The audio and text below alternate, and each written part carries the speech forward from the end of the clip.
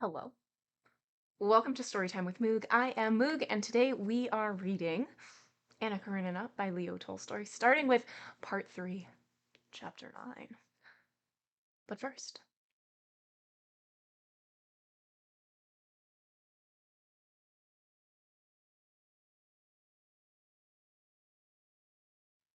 reading updates. I am reading The Wager. It is a nonfiction book. I'm reading it because it won Best Nonfiction in 2023, and it's really good. I really like it. And it's about this ship called the Wager, and the mission is to find this Spanish galleon, which is known as the treasure of all of the seas.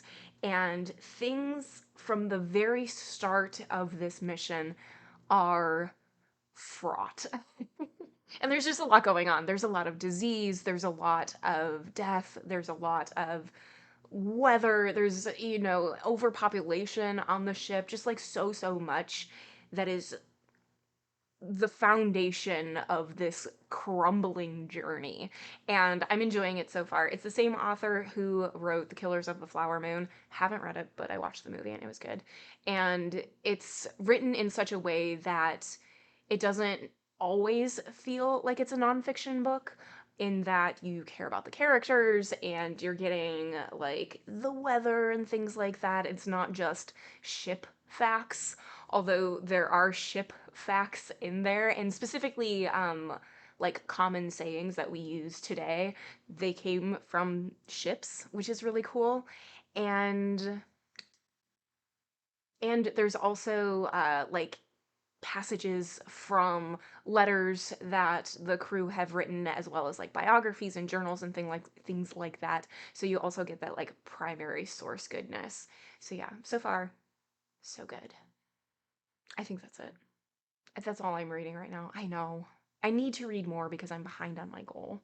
So, today we are reading Anna Karenina by Leo Tolstoy. We're starting with part 3, chapter 9, and what happened last time? Well, great question. Glad you asked.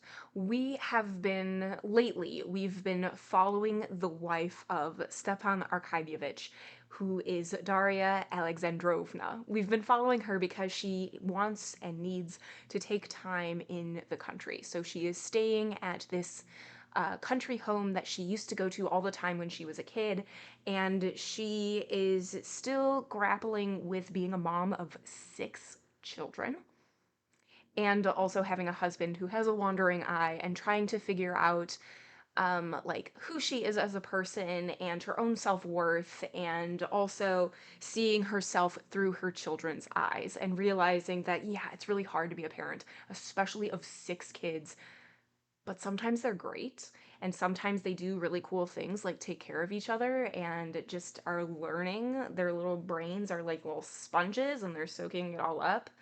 um I'm trying to think if there's anything like other character plot that we hit last time, and I just don't remember. I'm pretty sure we mostly stayed with them. I think so. I think so. My little goldfish memory can't all the time. You would think that I would have learned and started taking notes, but that has yet to happen. So let's go ahead and just do it. Of course, if something monumental is mentioned and it's like, oh yeah, then we'll stop and we'll chat about it for a minute. But let's do it. Part 3, Chapter 9. On the drive home, as Darya Alexandrovna, with all her children round her, their heads still wet from their bath, and a kerchief tied over her own head, was getting near the bath, the coachman said, "There's some gentleman coming. The master of Pokrovskoe, I do believe." Darya Alexandrovna peeped out in front, and was delighted when she recognized in the gray hat and gray coat the familiar figure of Levin walking to meet them. She was glad to see him at any time, but at this moment she was especially glad he should see her in all her glory. No one was better able to appreciate her grandeur than Levin. Seeing her, he found himself face to face with one of the pictures of his daydream of family life. "You're like a hen with your chickens, Darya Alexandrovna." "Oh, how glad I am to see you," she said, holding out her hand to him. "Glad to see me, but you didn't let me know. My brother's staying with me. I got a note from Stiva that you are here." "From Stiva?" Darya Alexandrovna asked with surprise. "Yes, he writes that you are here, and that he thinks you might allow me to be of use to you," said Levin, and as he said it he became suddenly embarrassed, and stopped abruptly. He walked on in silence by the wagonette, snapping off the buds of the lime trees and nibbling them. He was embarrassed through a sense that Darya Alexandrovna would be annoyed by receiving from an outsider help that should by rights have come from her own husband. Darya Alexandrovna certainly did not like this little way of Stepan Arkadyevitch's of foisting his domestic duties on others. And she was at once aware that Levin was aware of this. It was just for this fineness of perception, for this delicacy, that Darya Alexandrovna liked Levin. "I know, of course," said Levin, that simply means that you would like to see me, and I'm exceedingly glad, though I can fancy that, used to town housekeeping as you are, you must feel in the wilds here. And if there's anything wanted, I'm altogether at your disposal." "Oh, no," said Dolly. "At first things were rather uncomfortable, but now we've settled everything capitally, thanks to my old nurse," she said, indicating Maria Filimonovna, who, seeing that they were speaking of her, smiled brightly and cordially to Levin. She knew him, and knew that he would be a good match for her young lady, and was very keen to see the matter settled. "Won't you get in, sir? We'll make room this side," she said to him. "No, I'll walk. Children, who'd like to race the horse with me?" The children knew Levin very little, and could not remember when they had seen him, but they experienced in regard to him none of that strange feeling of shyness and hostility which children so often experience toward hypocritical, grown-up people, and for which they are so often and miserably punished. Hypocrisy in anything whatever may deceive the cleverest and most penetrating man, but the least wide-awake of children recognizes it, and is revolted by it, however ingeniously it may be disguised. Whatever faults Levin had, there was not a trace of hypocrisy in him, and so the children showed him the same friendliness that they saw in their mother's face. On his invitation, the two elder ones at once jumped out to him and ran with him as simply as they would have done with their nurse or Miss Hoole or their mother. Lily, too, began begging to go with him, to go to him, and her mother handed her to him. He sat on his shoulder and ran along with her. Don't be afraid, Darya Alexandrovna," he said, smiling good-humoredly to the mother. "There's no chance of my hurting or dropping her."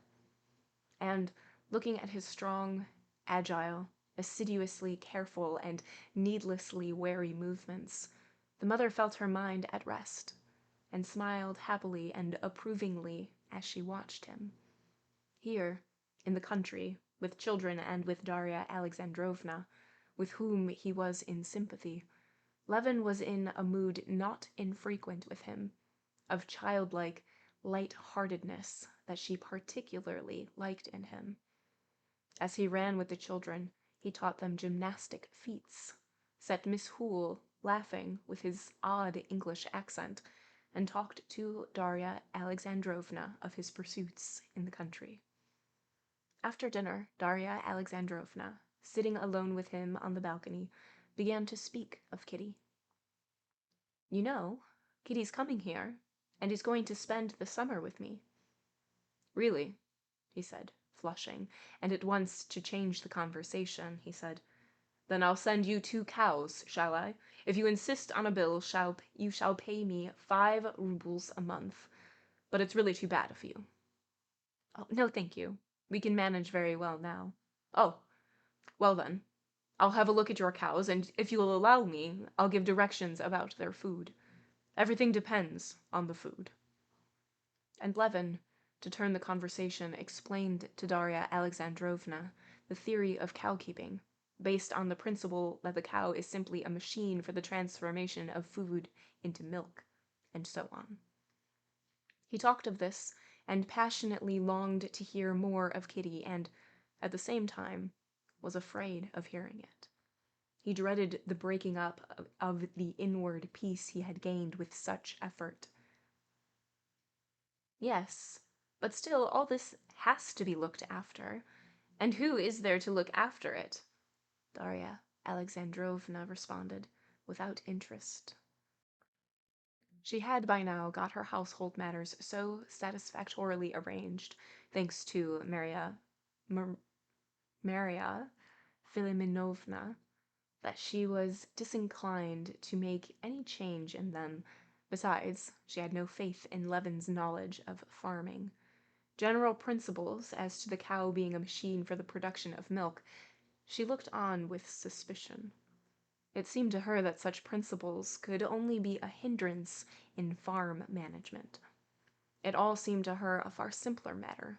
All that was needed, as Marya Philimonovna had explained, was to give Brindle and Whitebreast more food and drink, and not to let the cook carry all the kitchen slops to the laundry-maid's cow.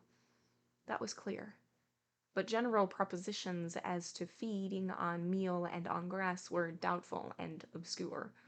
And, what was most important, she wanted to talk about Kitty. End of chapter 9. All right, short and sweet, this one. Levin. So previously, Levin did get a letter from Stiva, who is also Stepan Arkadyevich, who is also a Vronsky, asking for Levin to take care of Darya, who is also Dolly, as she's staying in the countryside. And so he makes it out and passes and sees her, and they're having a little conversation. He's, running and doing cartwheels and gymnastic things with the kids and just having a great time. They're having dinner, all of these things. And Darya brings up that Kitty is going to be staying, that she's going to be coming and staying at the house for a while. And Levin is interested and wants to hear everything, but at the same time wants to hear nothing because of the weird proposal rejection that happened seasons ago.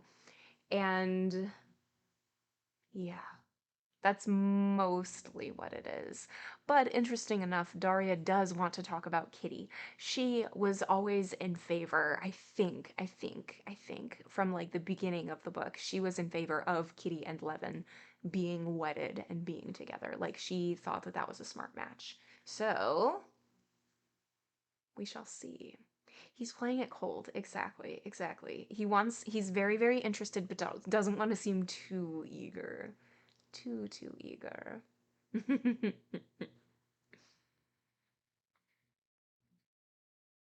Chapter 10. Kitty writes to me that there's nothing she longs for so much as quiet and solitude, Dolly said after the silence that had followed. And how is she? Better? Levin asked in agitation. Oh, thank God, she's quite well again. I never believed her lungs were affected. Oh, I'm very glad, said Levin, and Dolly fancied she saw something touching, helpless, in his face as he said this, and looked silently into her face. Let me ask you, Konstantin Dmitrievitch, said Darya Alexandrovna, smiling her kindly and rather mocking smile. Why is it you are angry with Kitty? I'm not angry with her, said Levin. Yes, you are angry. Why was it you did not come to see us, nor them, when you were in Moscow? Darya Alexandrovna, he said, blushing up to the roots of his hair. I wonder, really, that your kind heart, you don't feel this. How is it you feel no pity for me, if nothing else, when you know? What do I know? You know I made an offer, and that I was refused, said Levin, and all the tenderness he had been feeling for Kitty a minute before was replaced by a feeling of anger for the slight he had suffered. What makes you suppose I know? Because everybody knows it. That's just where you're mistaken. I did not know it, though I had guessed it was so. Well, now you know it. All I knew was that something had happened that made her dreadfully miserable, and that she begged me never to speak of it. And if she would not tell me, she would certainly not speak of it to anyone else. But what did pass between you?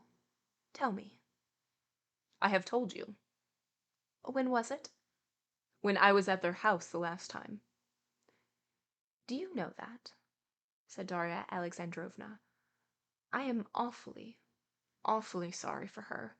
You suffer only from pride. Perhaps so, said Levin, but— She interrupted him. But she, poor girl, I am awfully, awfully sorry for her. Now I see it all. Well, Darya Alexandrovna, you must excuse me, he said, getting up. Goodbye, Darya Alexandrovna, till we meet again. No, wait a minute, she said, clutching him by the sleeve. Wait a minute, sit down. Please, please, don't let us talk of this, he said, sitting down, and at the same time feeling rise up and stir within his heart a hope he had believed to be buried. If I did not like you, she said, and tears came into her eyes, if I did not know you, as I do know you— The feeling that had seemed dead revived more and more, rose up and took possession of Levin's heart. Yes, I understand it all now, said Darya Alexandrovna. You can't understand it. For you men, who are free and make your own choice, it's always clear whom you love.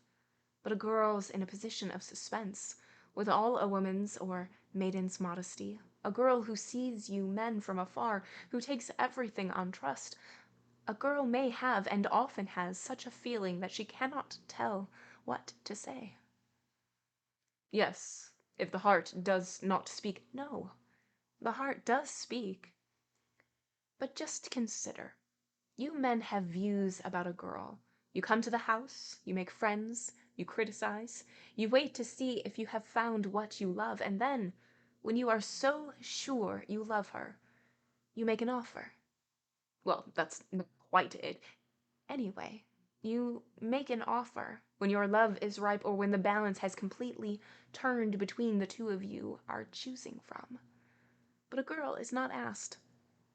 She is expected to make her choice, and yet she cannot choose. She can only answer yes or no. Yes, to choose between me and Vronsky, thought Levin, and the dead thing that had come to life within him died again, and only weighed on his heart and set it aching. Darya Alexandrovna, he said, that's how one chooses a new dress or some purchase or other, not love. The choice has been made, and so much the better, and there can be no repeating it. Pride, pride, said Darya Alexandrovna, as though despising him for the baseness of this feeling in comparison with that other feeling which only women know. At the same time, when you made Kitty an offer, she was just in a position in which she could not answer. She was in doubt. Doubt between you and Vronsky. Him she was seeing every day, and you she had not seen for a long while, supposing she had been older. I, for instance, in her place could have felt no doubt. I always disliked him, and so it has turned out. Levin recalled Kitty's answer. She had said, "No, that cannot be." "Darya Alexandrovna," he said dryly, "I appreciate your confidence in me. I believe you are making a mistake. But whether I am right or wrong, that pride you so despise makes any thought of Katerina Alexandrovna out of the question for me. You understand? Utterly out of the question. I will only say one more thing. You know that I am speaking of my sister, whom I love as much as I love my own children. I don't say she cared for you. All I meant to say is that her refusal at that moment proves nothing. I don't know, said Levin, jumping up. If you only knew how you are hurting me. It's just as if a child of yours were dead, and they were to say to you, he would have been like this and like that, and he might have lived, and how happy you would have been in him, but he's dead, dead, dead. How absurd you are, said Darya Alexandrovna, looking with mournful tenderness at Levin's excitement. Yes, I see it all more and more clearly, she went on musingly. You won't come to see us, then, when Kitty's here? No, I shan't come. Of course, I won't avoid meeting Katerina Alexandrovna, but as far as I can, I will try to save her the annoyance of my presence.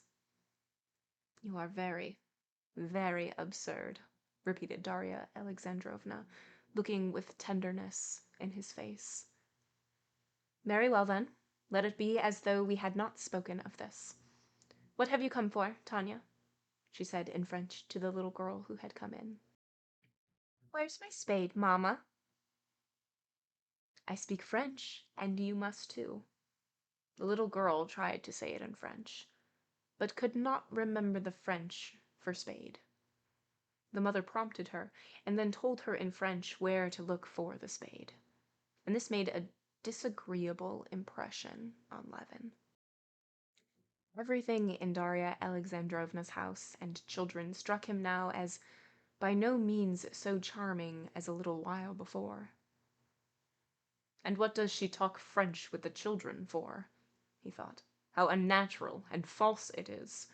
And the children feel it so, learning French and unlearning sincerity, he thought to himself, unaware that Darya Alexandrovna had thought all that over 20 times already, and yet, even at the cost of some loss of sincerity, believed it necessary to teach her children French in that way. But where are you going? Do stay a little. Levin stayed to tea, but his good humor had vanished, and he felt ill at ease. After tea he went out into the hall to order his horses to be put in, and when he came back, he found Darya Alexandrovna greatly disturbed, with a troubled face and tears in her eyes. While Levin had been outside, an incident had occurred which had utterly shattered all the happiness she had been feeling that day, and her pride in her children. Grisha and Tanya had been fighting over a ball. Darya Alexandrovna, hearing a scream in the nursery, ran in and saw a terrible sight. Tanya was pulling Grisha's hair, while he, with a face hideous with rage, was beating her with his fists wherever he could get at her. Something snapped in Darya Alexandrovna's heart when she saw this. It was as if darkness had swooped down upon her life. She felt that these children of hers, that she was so proud of, were not merely most ordinary, but positively bad, ill-bred children, with coarse, brutal propensities. Wicked children. She could not talk or think of anything else, and she could not speak to Levin of her misery.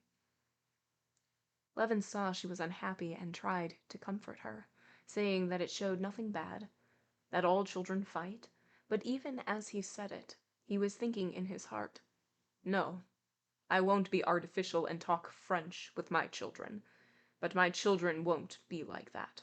All one has to do is not spoil children, not to distort their nature, and they'll be delightful. No, my children won't be like that."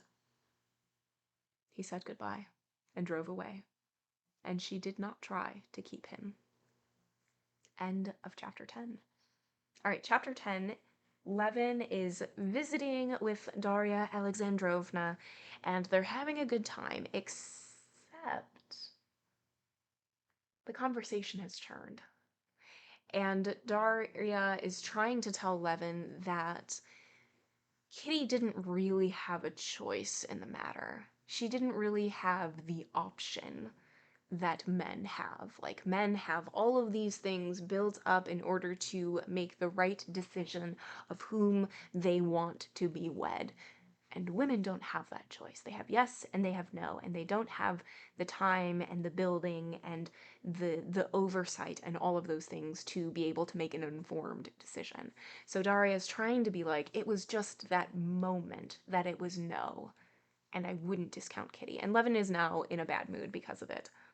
Um, and we get a moment where Daria is speaking French with her children and trying to, it's not their native language, but trying to teach them French and have them be fluent in it and all of these things, assuming for a wider variety of opportunities when they get older by being multilingual.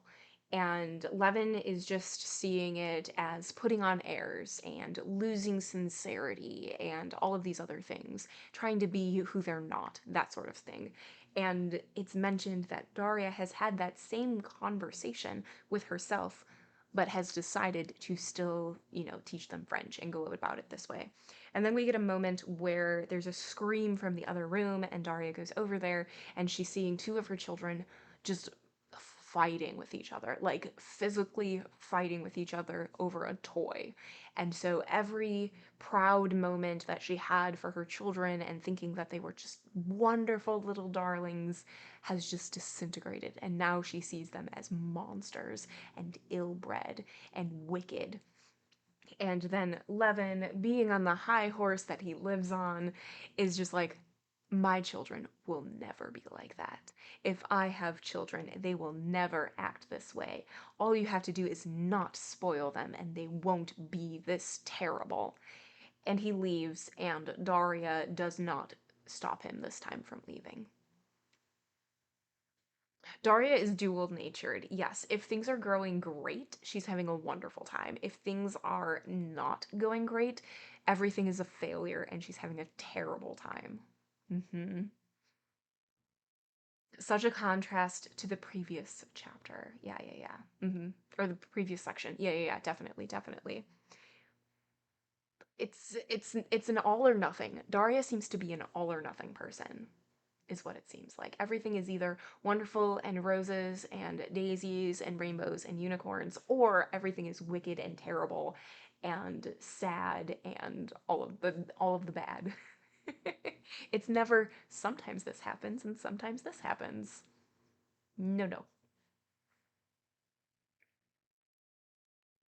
All right. Chapter 11.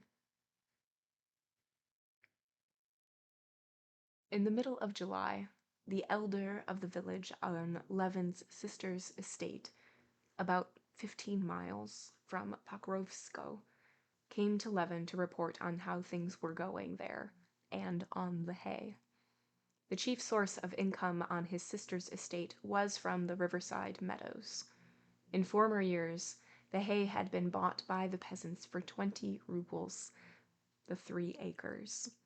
When Levin took over the management of the estate, he thought on examining the grasslands, that they were worth more, and he fixed the price at 25 rubles the 3 acres.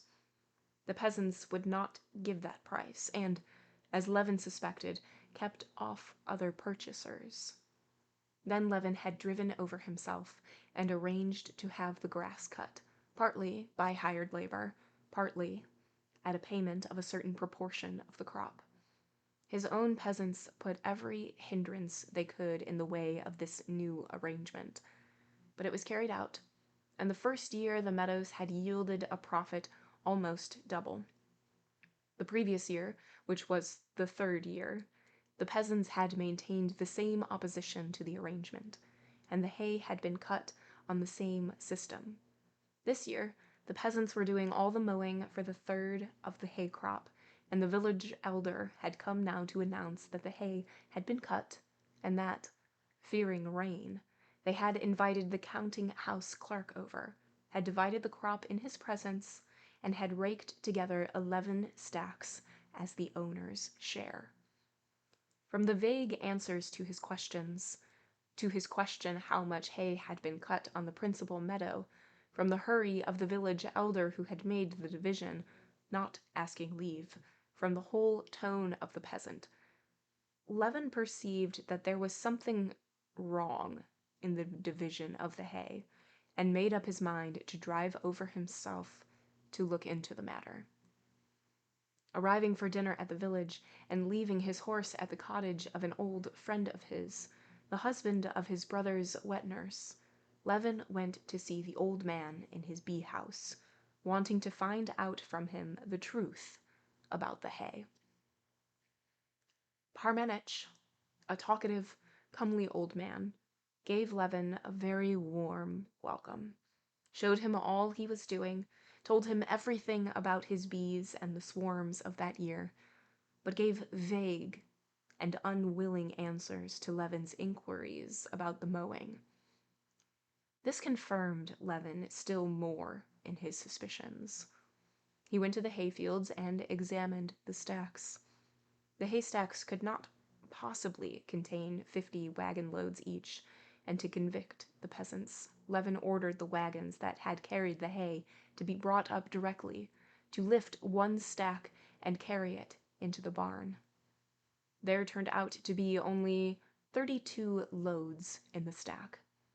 In spite of the village elder's assertions about the compressibility of hay and its having settled down in the stacks, and his swearing that everything had been done in the fear of God, Levin stuck to his point that the hay had been divided without his orders, and that, therefore, he would not accept that hay as 50 loads to a stack.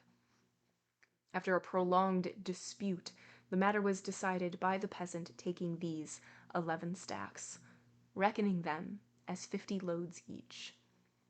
The arguments and the division of the haycock lasted the whole afternoon. When the last of the hay had been divided, Levin, entrusting the superintendence of the rest of the counting-house clerk, sat down on a haycock marked off by a stake of willow, and looked admiringly at the meadow swarming with peasants. In front of him, in the bend of the river beyond the marsh, moved a bright-colored line of peasant women, and the scattered hay was being rapidly formed into gray, winding rows over the pale green stubble. After the women came the men with pitchforks, and from the gray rows there were growing up broad, high, soft haycocks. To the left, carts were rumbling over the meadow that had been already cleared, and one after another the haycocks vanished, flung up in huge forkfuls, and in their place there were rising heavy cartloads of fragrant hay hanging over the horses' hindquarters. "What weather for haying! What hay it'll be!" said an old man squatting down beside Levin. "It's tea, not hay. It's like scattering grain to the ducks, the way they pick it up," he added, pointing to the growing haycocks. "Since dinner time they've carried a good half of it." "The last load, eh?" he shouted to a young peasant who drove by, standing in front of an empty cart, shaking the cord reins. "The last, Dad," the lad shouted back, pulling in the horse, and, smiling, he looked round at a bright, rosy-cheeked peasant girl who sat in the cart, smiling too, and drove on. "Who's that? Your son?" asked Levin. "My baby," said the old man with a tender smile. "What a fine fellow." "The lad's all right." "Married already?" "Yes, it's 2 years last St. Philip's Day." "Any children?" "Children, indeed! Why, over a year. He was innocent as a babe himself, and bashful too," answered the old man. "Well, the hay, it's as fragrant as tea," he repeated, wishing to change the subject. Levin looked more attentively at Ivan Parmenov and his wife. They were loading a haycock onto the cart not far from him. Ivan Parmenov was standing on the cart, taking, laying in place, and stamping down the huge bundles of hay which his pretty young wife deftly handed to him, at first in armfuls, and then on the pitchfork. The young wife worked easily, merrily, and dexterously.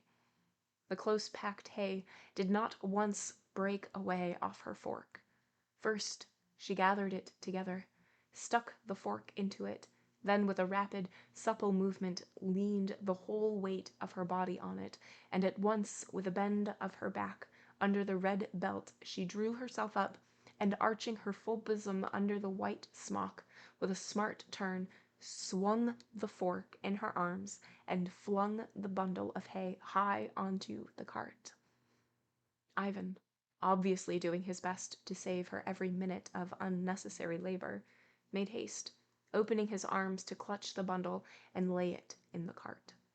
As she raked together what was left of the hay, the young wife shook off the bits of hay that had fallen on her neck, and straightening the red kerchief that had dropped forward over her white brow, not browned like her face by the sun, she crept under the cart to tie up the load.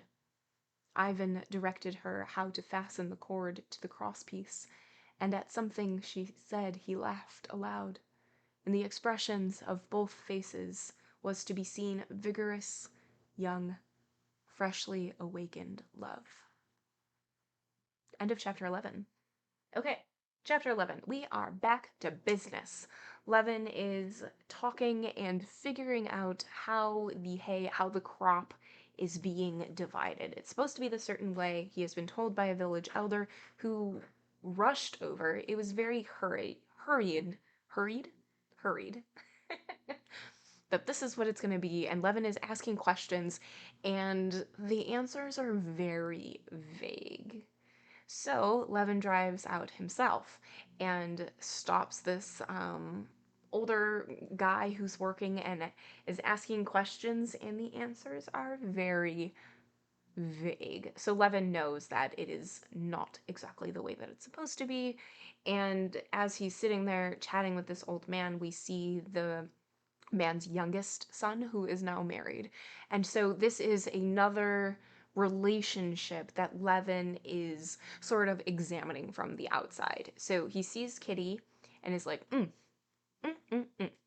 And then he has the comparison with Daria and her kids, and now this younger couple, and how they are, 2 years married, don't have children yet, but their connection and their chemistry is very much like young love, which is interesting that he and we, being with him, are noticing vastly different points of relationships and marriage, and vastly different vibes of the relationship. Interesting. Such a fascinating woven series of love stories. Yes. And are we ever going to see more of Ivan? I don't know. All right. Chapter 12. The load was tied on. Ivan jumped down and took the quiet, sleek horse by the bridle. The young wife flung the rake up on the load, and with a bold step, swinging her arms, she went to join the women who were forming a ring for the haymakers' dance. Ivan drove off to the road and fell into line with the other loaded carts. The peasant women, with their rakes on their shoulders, happy with bright flowers, and chattering with ringing, merry voices, walked behind the haycart. One wild, untrained female voice broke into a song and sang it alone through a verse. And then the same verse was taken up and repeated by 100 strong, healthy voices of all sorts, coarse and fine, singing in unison. The women, all singing, began to come close to Levin, and he felt as though a storm were swooping down upon him with a thunder of merriment. The storm swooped down enveloped him and the haycock on which he was lying, and the other haycocks, and the wagon loads, and the whole meadow and distant fields, all seemed to be shaking and singing to the measure of this wild, merry song with its shouts and whistles and clapping. Levin felt envious of this health and mirthfulness. He longed to take part in the expression of this joy of life. But he could do nothing, and had to lie and look on and listen. When the peasants, with their singing, had vanished out of sight and hearing, a weary feeling of despondency at his own isolation, his physical inactivity, his alienation from this world, came over Levin. Some of the very peasants who had been most active in wrangling with him over the hay, some whom he had treated with contumely, and who had tried to cheat him, those very peasants had greeted him good-humoredly, and evidently were incapable of having any feeling of rancor against him, any regret, any recollection even of having tried to deceive him. All that was drowned in a sea of merry common labor. God gave the day. God gave the strength. And the day and the strength were consecrated to labor, and that labor was its own reward. For whom the labor? What would be its fruits? These were idle considerations, beside the point. Often, Levin had admired this life.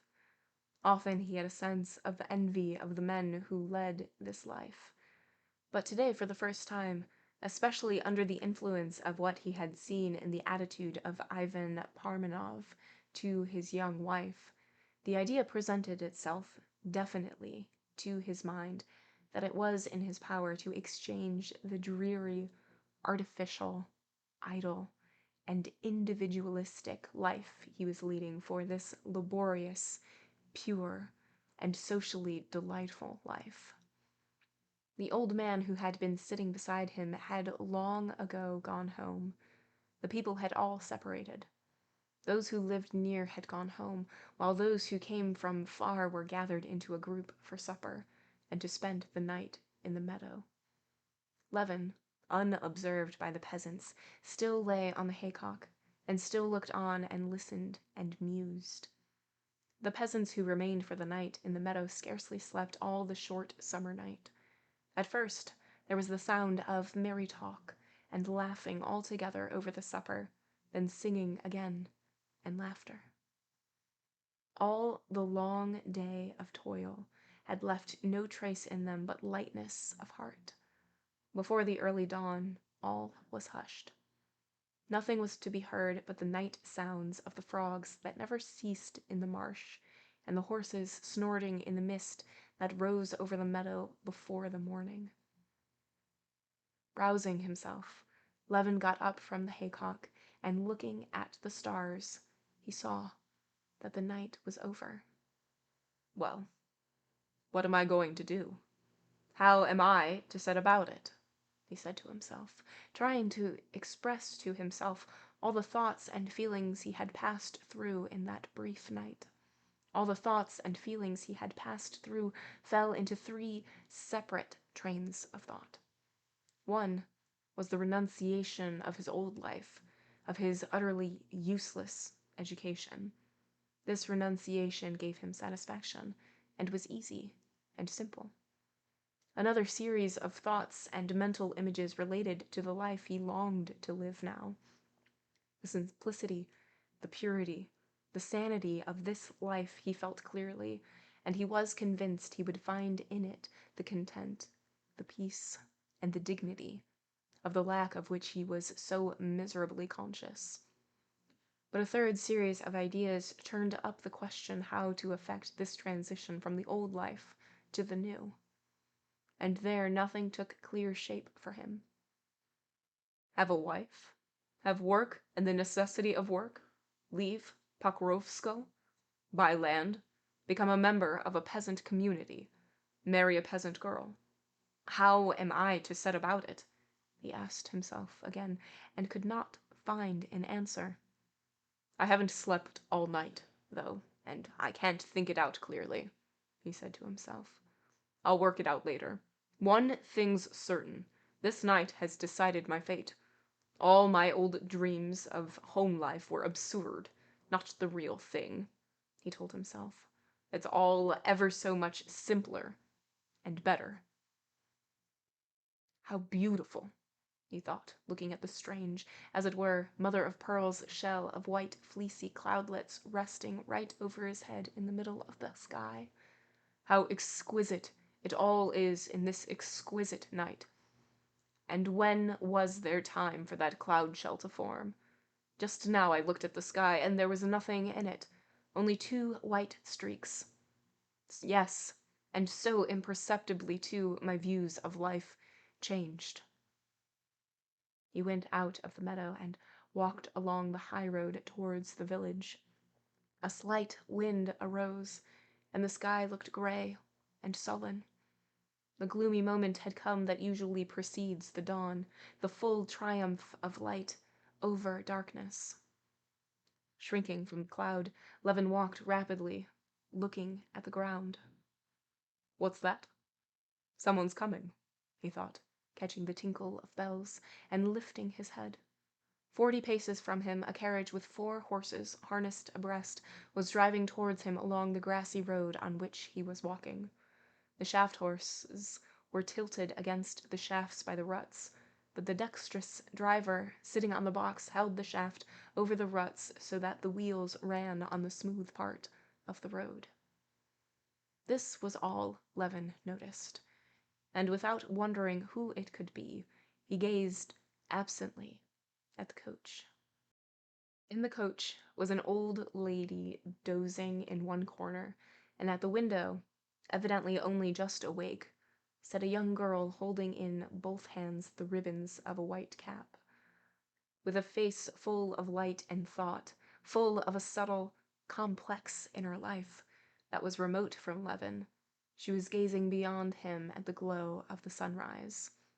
At the very instant when this apparition was vanishing, the truthful eyes glanced at him. She recognized him, and her face lighted up with wondering delight. He could not be mistaken. There were no other eyes like those in the world.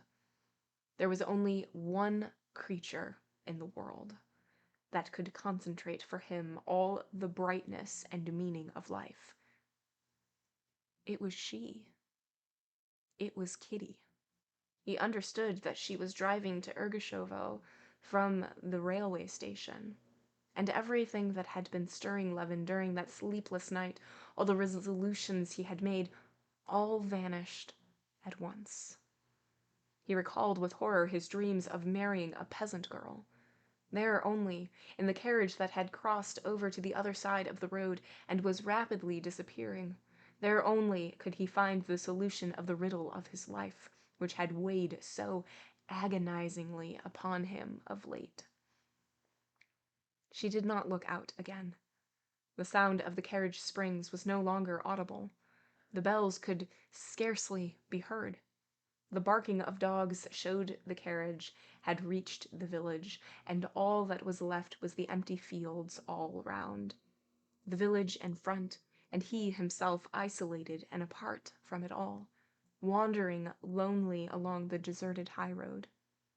He glanced at the sky, expecting to find there the cloud shell he had been admiring and taking as the symbol of the ideas and feelings of that night.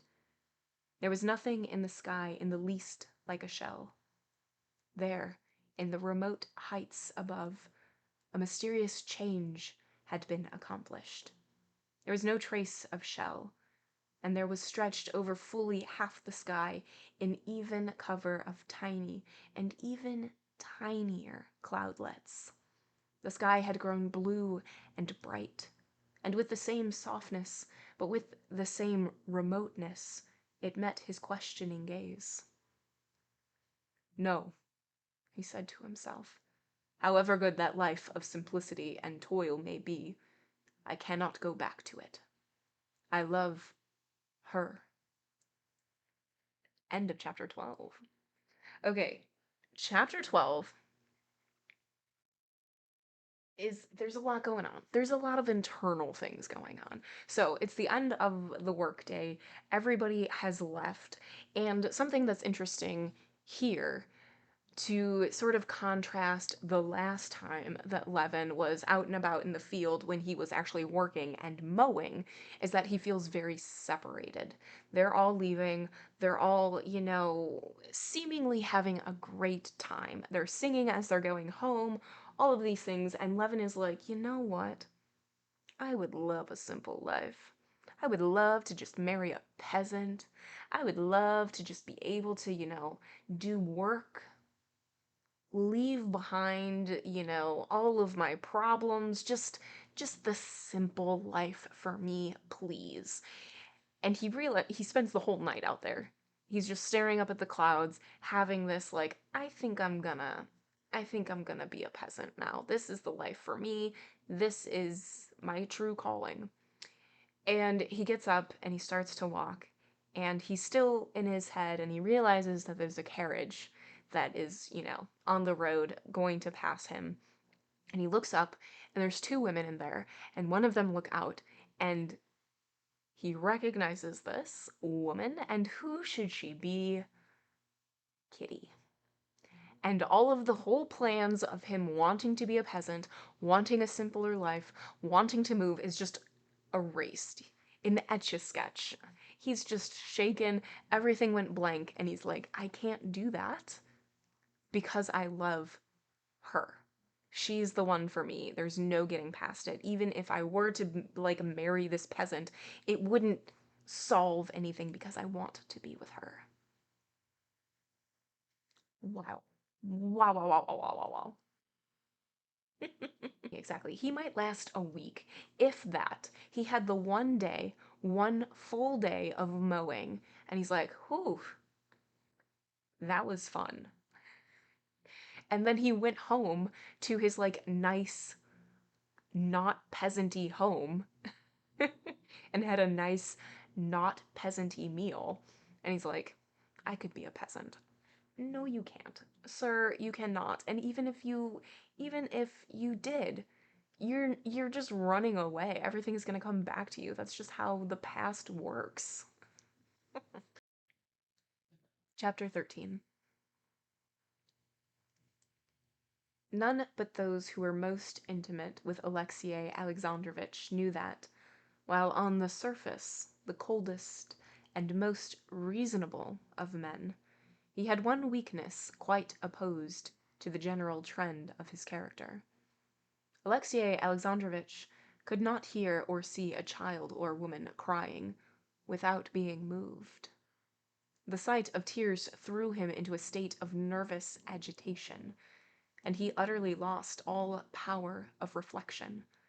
The chief secretary of his department and his private secretary were aware of this, and used to warn women who came with petitions on no account to give way to tears, if they did not want to ruin their chances. He will get angry, and will not listen to you, they used to say. And as a fact, in such cases the emotional disturbance set up in Alexei Alexandrovitch by the sight of tears found expression in hasty anger. I can do nothing. Kindly leave the room, he would commonly cry in such cases. When returning from the races, Anna had informed him of her relations with Vronsky, and immediately afterwards had burst into tears, hiding her face in her hands. Alexei Alexandrovitch, for all the fury aroused in him against her, was aware at the same time of a rush of that emotional disturbance always produced in him by tears.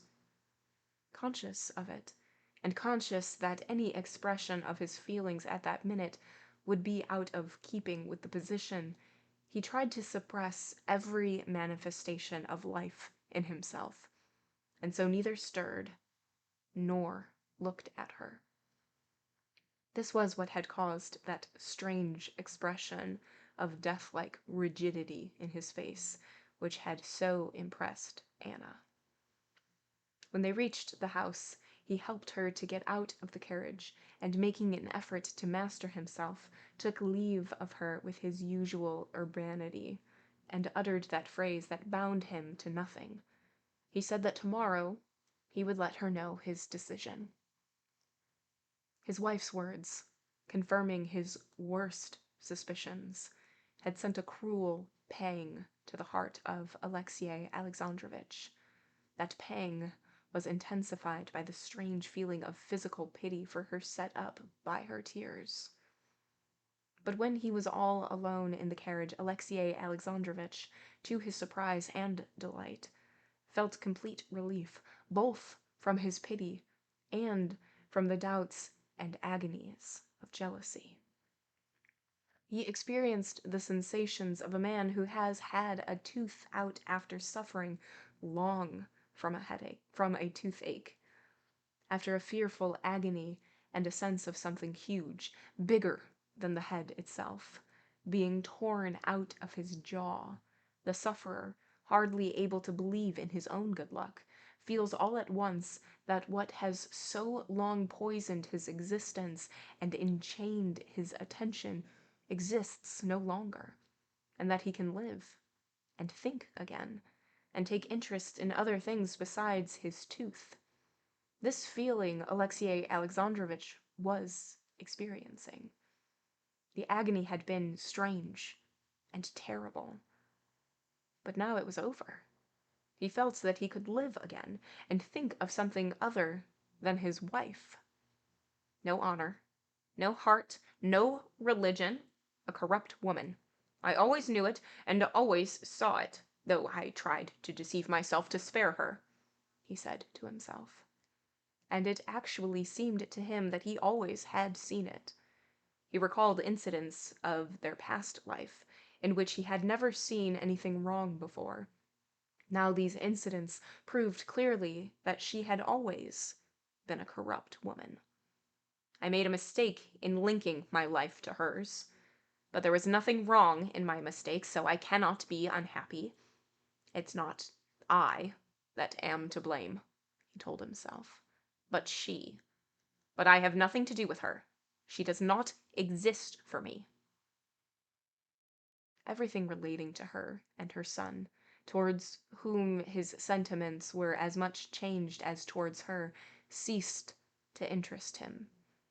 The only thing that interested him now was the question of in what way he could best, with most propriety and comfort for himself, and thus with most justice, extricate himself from the mud with which she had spattered him in her fall, and then proceed along his path of active, honorable, and useful existence. I cannot be made unhappy by the fact that a contemptible woman has committed a crime. I have only to find the best way out of the difficult position in which she has placed me, and I shall find it, he said to himself, frowning more and more. I'm not the first nor the last. And to say nothing of historical instances dating from the fair Helen of Menelaus, recently revived in the memory of all, a whole list of contemporary examples of husbands with unfaithful wives in the highest society rose before Alexey Alexandrovitch's imagination. Daryalov, Poltovsky, Prince Karabanov, Count Paskudin, Dram, yes, even Dram, such an honest, capable fellow. Semyonov, Pashin, Siganin, Alexey Alexandrovitch remembered. Admitting that a certain quite irrational ridicule falls to the lot of these men, yet I never saw anything but a misfortune in it, always felt sympathy for it, Alexey Alexandrovitch said to himself, though indeed this was not the fact, and he had never felt sympathy for misfortunes of that kind. But the more frequently he had heard of instances of unfaithful wives betraying their husbands, the more highly he had thought of himself.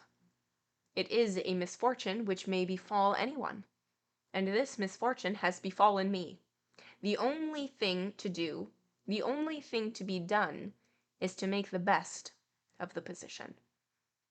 And he began passing in review the methods of proceeding of men who had been in the same position that he was in.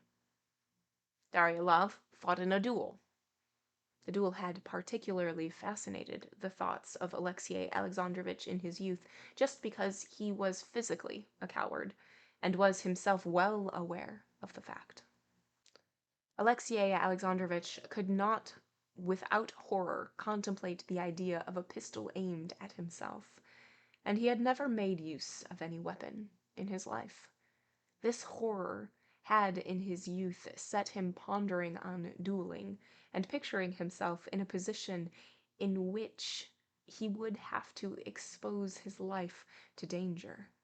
Having attained success and an established position in the world, he had long ago forgotten this feeling, but the habitual bent of feeling reasserted itself, and dread of his own cowardice proved even now so strong that Alexei Alexandrovitch spent a long while thinking over the question of dueling in all its aspects, and hugging the idea of a duel, though he was fully aware beforehand that he would never, under any circumstances, fight one. There's no doubt our society is still so barbarous, it's not the same in England, that very many, and among these were those whose opinion Alexei Alexandrovitch particularly valued, looked favorably on a duel. But what result is attained by it? Suppose I call him out, Alexei Alexandrovitch went on to himself, and vividly picturing the night he would spend after the challenge, and the pistol aimed at him, he shuddered, and knew that he would never do it. Suppose I call him out. Suppose I am taught, he went on, musing, to shoot. I press the trigger, he said to himself, closing his eyes, and it turns out I have killed him. Alexei Alexandrovitch said to himself, and he shook his head as though to dispel such silly ideas. What sense is there in murdering a man in order to define one's relation to a guilty wife and son? I should still just as much have to decide what I ought to do with her. But what is more probable, and what would doubtless occur, I should be killed or wounded. I, the innocent person, should be the victim, killed or wounded. It's even more senseless. But apart from that, a challenge to fight would be an act hardly honest on my side. Don't I know perfectly well that my friends would never allow me to fight in a duel, would never allow the life of a statesman, needed by Russia, to be exposed to danger? Knowing perfectly well beforehand that the matter would never come to a real danger, it would amount to my simply trying to gain a certain sham reputation by such a challenge. That would be dishonest. That would be false. That would be deceiving myself and others. A duel is quite irrational, and no one expects it of me. My aim is simply to safeguard my reputation, which is essential for the uninterrupted pursuit of my public duties. Official duties, which had always been of great consequence in Alexei Alexandrovitch's eye, seemed of special importance to his mind at this moment. Considering and rejecting the duel, Alexei Alexandrovitch turned to divorce, another solution selected by several of the husbands he remembered. Passing in mental review all the instances he knew of divorces, there were plenty of them in the very highest society with which he was very familiar, Alexei Alexandrovitch could not find a single example in which the object of divorce was that which he had in view. In all these instances, the husband had practically ceded or sold his unfaithful wife, and the very party which, being in fault, had not the right to contract a fresh marriage, had formed counterfeit, pseudo-matrimonial ties with a self-styled husband. In his own case, Alexei Alexandrovitch saw that a legal divorce, that is to say, one in which only the guilty wife would be repudiated, was impossible of attainment. He saw that the complex conditions of the life they had made the coarse proofs of his wife's guilt required by law out of the question. He saw that a certain refinement in that life would not admit of such proofs being brought forward, even if he had them, and that to bring forward such proofs would damage him in the public estimation more than it would her.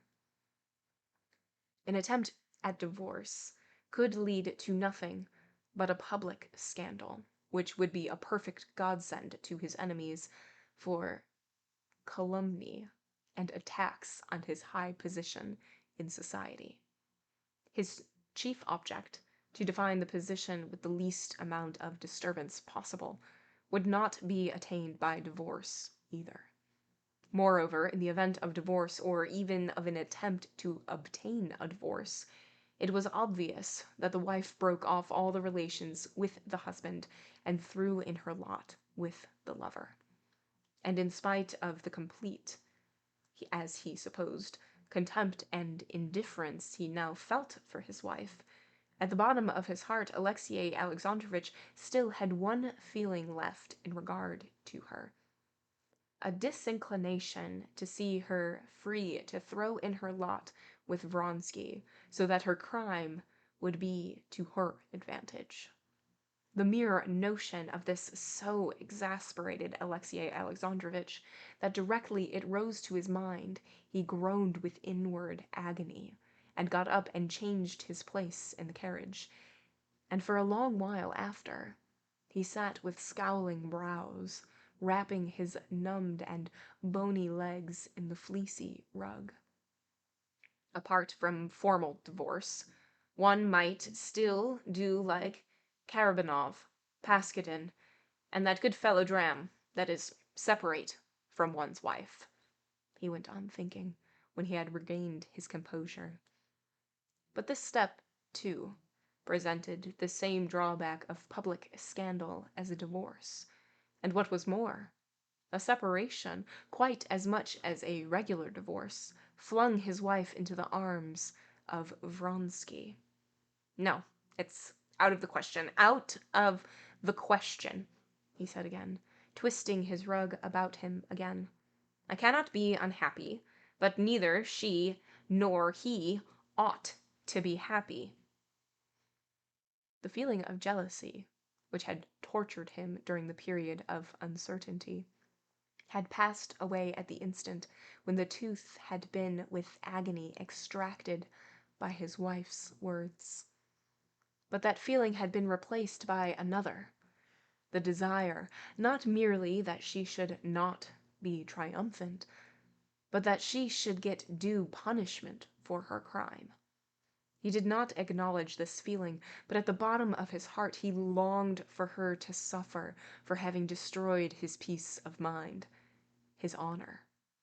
And going once again over the conditions inseparable from a duel, a divorce, a separation, and once again rejecting them, Alexey Alexandrovitch felt convinced that there was only one solution: to keep her with him, concealing what had happened from the world, and using every measure in his power to break off the intrigue, and still more, though this he did not admit to himself, to punish her. I must inform her of my conclusion, that thinking over the terrible position in which she has placed her family, all other solutions will be worse, for both sides, than an external status quo, and that such I agree to retain, on the strict condition of obedience on her part to my wishes, that is to say, cessation of all intercourse with her lover. When this decision had been finally adopted, another weighty consideration occurred to Alexey Alexandrovitch in support of it. By such a course only shall I be acting in accordance with the dictates of religion, he told himself. In adopting this course, I am not casting off a guilty wife, but giving her a chance of amendment, and, indeed, Difficult as the task will be to me, I shall devote part of my energies to her reformation and salvation." Though Alexey Alexandrovitch was perfectly aware that he could not exert any moral influence over his wife, that such an attempt at reformation could lead to nothing but falsity, though in passing through these difficult moments he had not once thought of seeking guidance in religion, yet now, when his conclusion corresponded, as it seemed to him, with the requirements of religion, this religious sanction to his decision gave him complete satisfaction, and to some extent restored his peace of mind. He was pleased to think that, even in such an important crisis in life, no one would be able to say that he had not acted in accordance with the principles of that religion, with whose banner he had always held aloft amid the general coolness and indifference. As he pondered over subsequent developments, Alexey Alexandrovitch did not see, indeed, why his relations with his wife should not remain practically the same as before. No doubt, she could never regain his esteem, but there was not, and there could not be, any sort of reason that his existence should be troubled, and that he should suffer because she was a bad and faithless wife. Yes, time will pass. Time, which arranges all things, and the old relations will be re-established, Alexey Alexandrovitch told himself. So far re-established, that is, that I shall not be sensible of a break in the continuity of my life. She is bound to be unhappy, but I am not to blame, and so I cannot be unhappy. End of chapter 13. All right, chapter 13. We have abruptly gone back to Alexei. We have left Levin, we've left the countryside. We're back with Alexei. And this is right after he has dropped off Anna after the day of the races. Anna, on this journey, told him that she has not been paying attention to a word that Alexei has been saying because she is only ever thinking about Vronsky, and she only ever wants to be with Vronsky, and she kind of hates Alexei. And then she started crying. And at the beginning of this chapter, we got that Alexei kind of breaks down when children and women cry. It just like bubbles something inside of him that he just loses all sense of rationality, all sense of thought, all sense of anything intellectual. So at the time he was stoic, and he had this like stiff, reaction to what she was saying. So now that she has been dropped off, he's in the carriage and he is mulling over what to do. And there are three options. A duel. He's terrible at duels. He has never once held a pistol. He doesn't even know how he's going to react if somebody has held a pistol to him. And what if he's not the one who's wounded, or what if he's the one who's wounded or killed? That's not great. Divorce. Many people have done divorce. It's a viable option, I guess. But this one leaves Anna to be free to run to Vronsky, and so that they can both be happy, and he's kind of like left with nothing. Going about, oh wait, no. What's the third one? Separation. Separation, which is kind of like the second option. Like it allows Anna to just run to Vronsky for them to be happy, and Alexei is kind of like in the dumps, and he's like, I need to think of a conclusion in which I can kind of be happy and Anna and Vronsky are miserable. We're gonna stay together. So he comes to the conclusion that he is not going to let Anna go, and they're just going to continue on the way that they have been. And he's going to save Anna. He's going to bring her out of the depth of this corrupted womanhood that she has tumbled into. He's going to dust off the dirt that she flung on him during his fall during her fall into the mud, and he's going to save her. It's gonna make her miserable. It's gonna make Vronsky miserable. But he's going to be looked at pretty highly in society, and that's okay with him. Also, we get a really cool description and comparison between what he's living through with Anna and living with a toothache. And I think that that is brilliantly done. If you ignore a toothache, or at least you don't get help for a toothache, it sort of consumes your life. Even if you're not aware that it's consuming your life, it's consuming your life until you go and you get it extracted, and then you're like, oh, I have so much room for everything else in life. And that's what Anna has been. Like Anna in the situation between her and Vronsky. It has just been consuming Alexei's life, and that's all he's been able to think about. And her finally saying it has extracted that toothache, and now he's freed up to see things in a different way. Love it. Love it, love it, love it. It still feels like him mentioning the duel sounds like foreshadowing. I think so too. I think so too. I think because we had such a focus on it, whereas, yeah, we had a focus on the others, but those seem more commonplace and not necessarily like it's going to happen. And they were written off much more deliberately than the duel was. And the duel was like, well, I don't know how to hold a gun. I don't know. I don't. Pistols? What? It's Chekhov's gun. Literally. Oh, I wish there was a character named Chekhov. Wah wah. Chapter 14. As he neared Petersburg, Alexei Alexandrovitch not only adhered entirely to his decision, but was even composing in his head the letter he would write to his wife. Going into the porter's room, Alexei Alexandrovitch glanced at the letters and papers brought from his office, and directed that they should be brought to him in his study.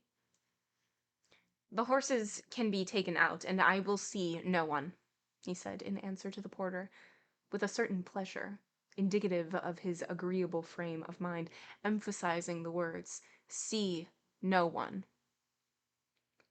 In his study, Alexei Alexandrovitch walked up and down twice, and stopped at an immense writing table, on which 6 candles had already been lighted by the valet who had preceded him. He cracked his knuckles, and sat down, sorting out his writing appurtenances. Putting his elbows on the table, he bent his head on one side, thought a minute, and began to write, without pausing for a second. He wrote without using any form of address to her, and wrote in French, making use of the plural vous, which was not the same note of coldness as the corresponding Russian form. At our last conversation, I notified you of my intention to communicate to you my decision in regard to the subject of that conversation. Having carefully considered everything, I am writing now with the object of fulfilling that promise. My decision is as follows. Whatever your conduct may have been, I do not consider myself justified in breaking the ties in which we are bound by a higher power. The family cannot be broken up by a whim, a caprice, or even by the sin of one of the partners in the marriage, and our life must go on as it has done in the past. This is essential for me, for you, and for our son. I am fully persuaded that you have repented and do repent of what has called forth the present letter, and that you will cooperate with me in eradicating the cause of our estrangement, and forgetting the past. In the contrary event, you can conjecture what awaits you and your son. All this I hope to discuss more in detail in a personal interview. As the season is drawing to a close, I would beg you to return to Petersburg as quickly as possible, not later than Tuesday.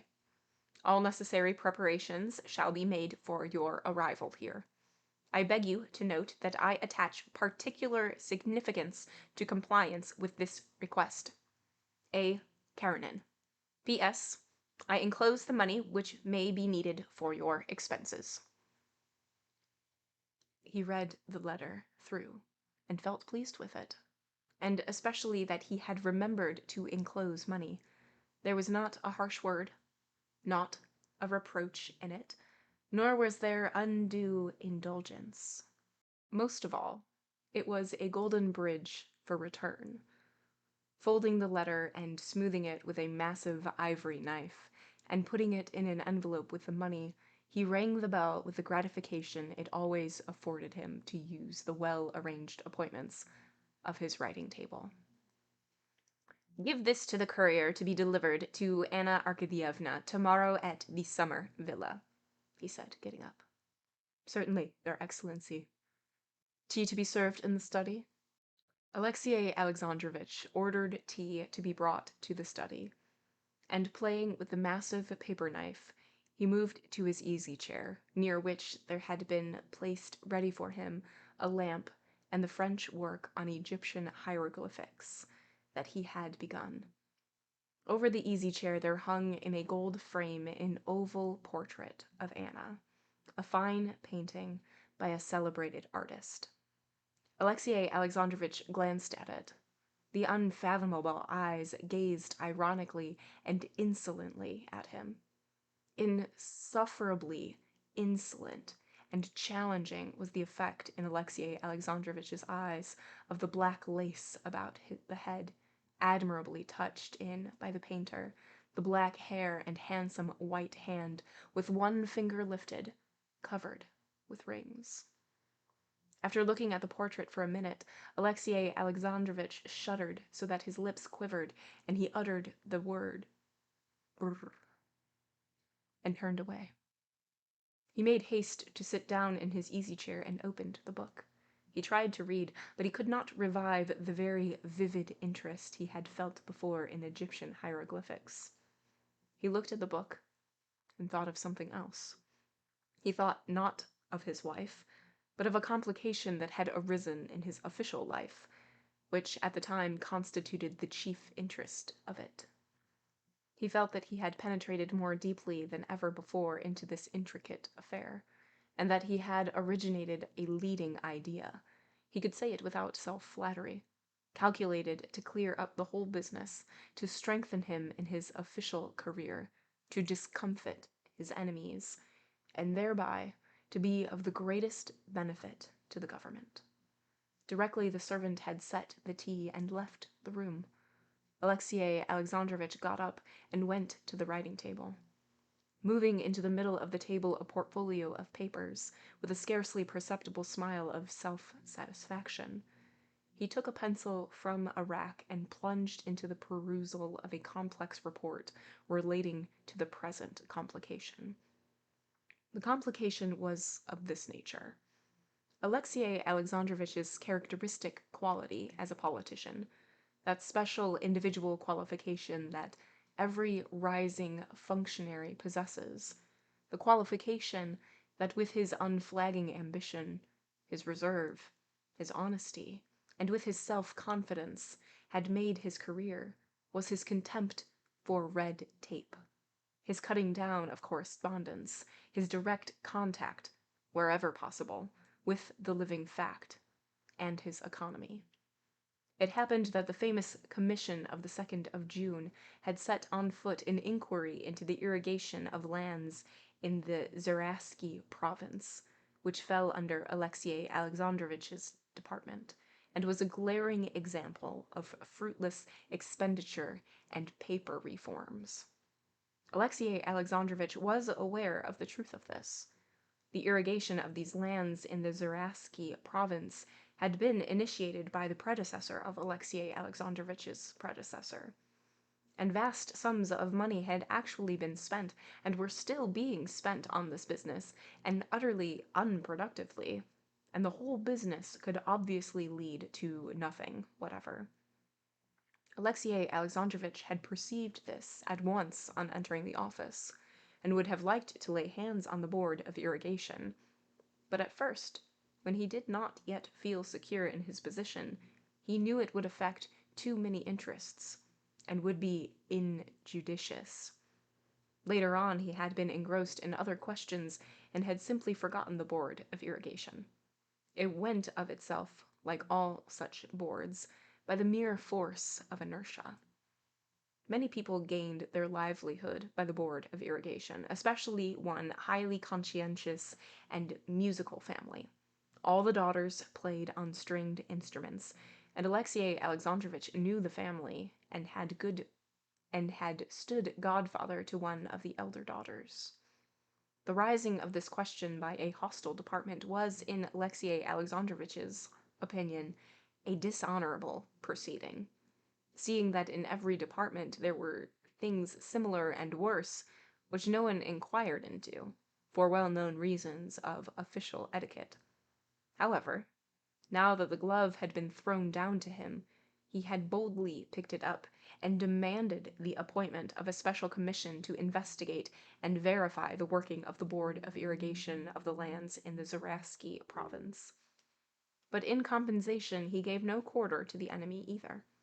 He demanded the appointment of another special commission to inquire into the question of the Native Tribes Organization Committee.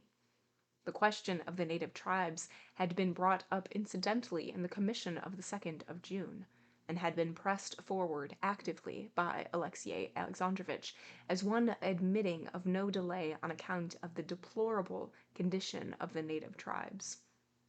In the commission, this question had been a ground of contention between several departments.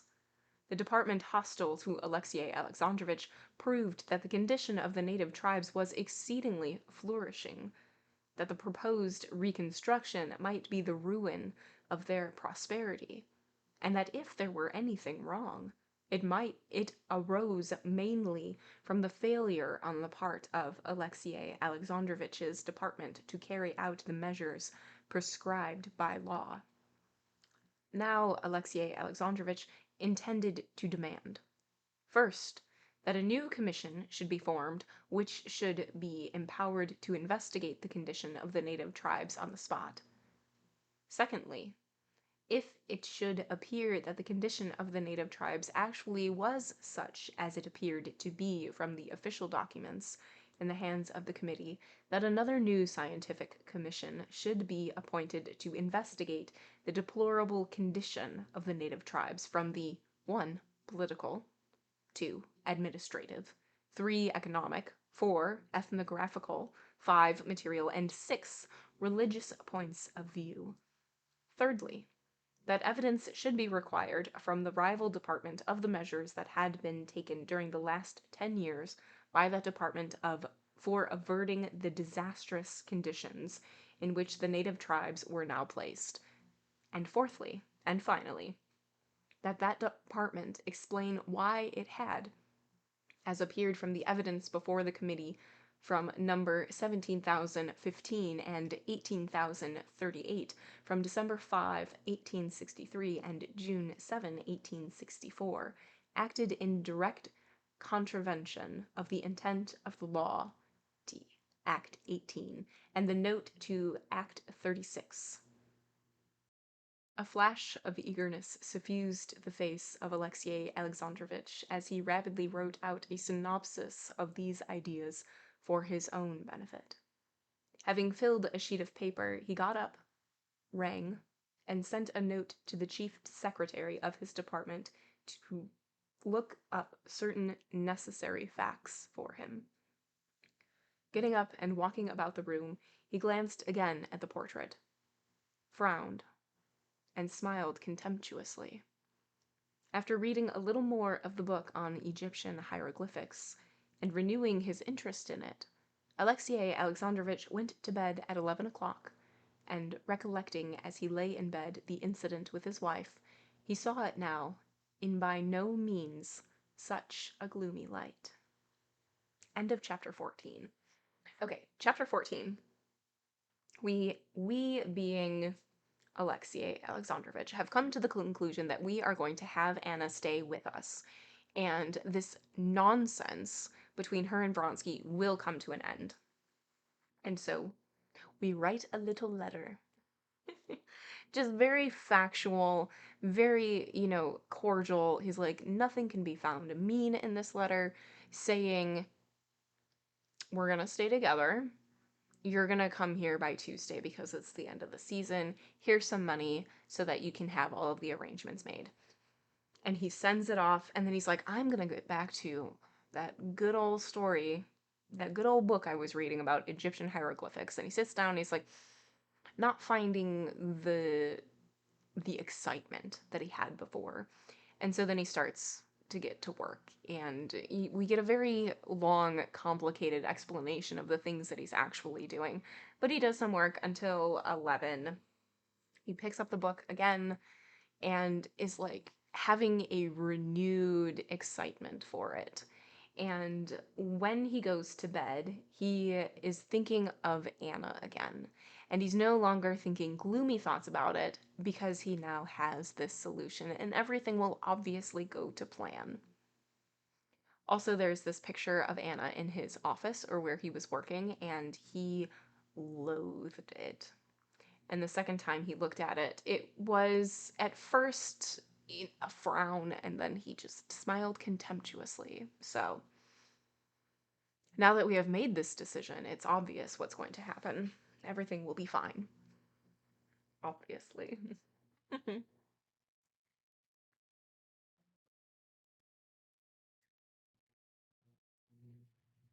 Chapter 15.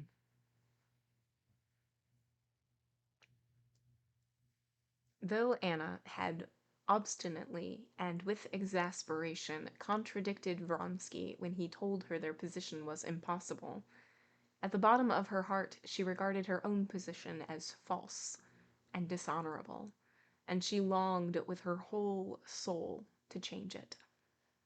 On the way home from the races, she had told her husband the truth in a moment of excitement, and in spite of the agony she had suffered in doing so, she was glad of it.